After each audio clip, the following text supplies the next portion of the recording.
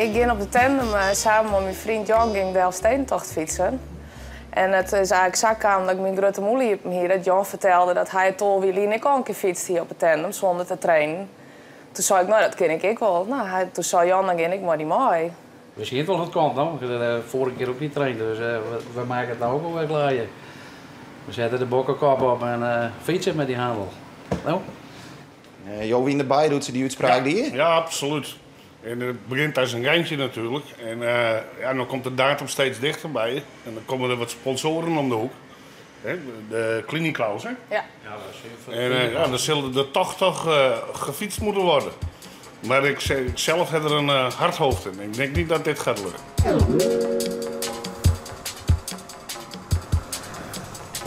Ja, we. Yes.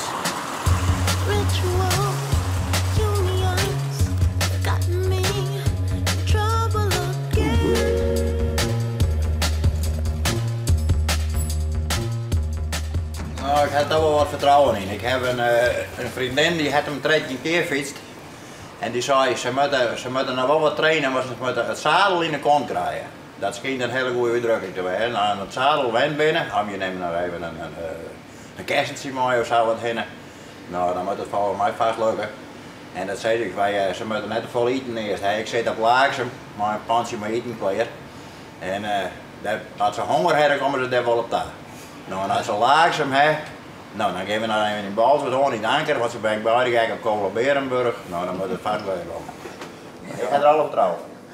Ja, gek op Kolen-Berenburg. Meesten die het wel graag eens even in de kroeg zitten, die hebben het algemeen net altijd de allerbeste conditie volgens mij. Nee, nou, dat klopt wel inderdaad. Maar ik denk dat karakter, dat het er een heel soort mooi te maken zien. En we fietsen natuurlijk voor het goede doel. En we willen ook net verpeeld staan, dus we moeten wel.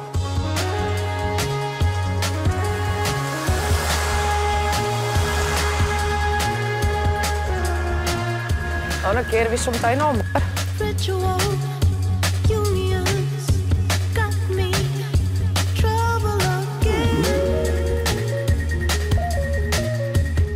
Nou, dit zijn goede trainingsomstandigheden. Nou, als we dit de hele dag hè, dan ik weet het niet. Wat te minder daar. Nou, ben je wat een goede duo? Ja, ik hoor het wel wat praten. Jan is heel rustig en ik ben heel druk. Dus we horen elkaar wat in toon. Ja. Get zo mooi als wat. En een fiets maar losse handen, zeg ik niet zo'n paar keer. Ideaal, jong. Een koude hand, ik ging samen in de bos. Ja, ik hoef net te sturen, nou. Dat moet Jan wel. Dat is de opzichter. Ja, maar ze denkt altijd dat ik niet rem, maar niet stuur.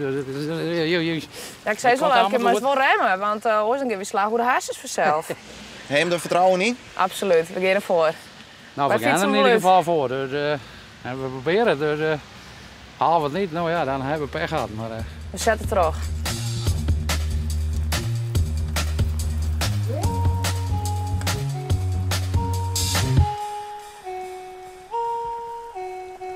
Oh.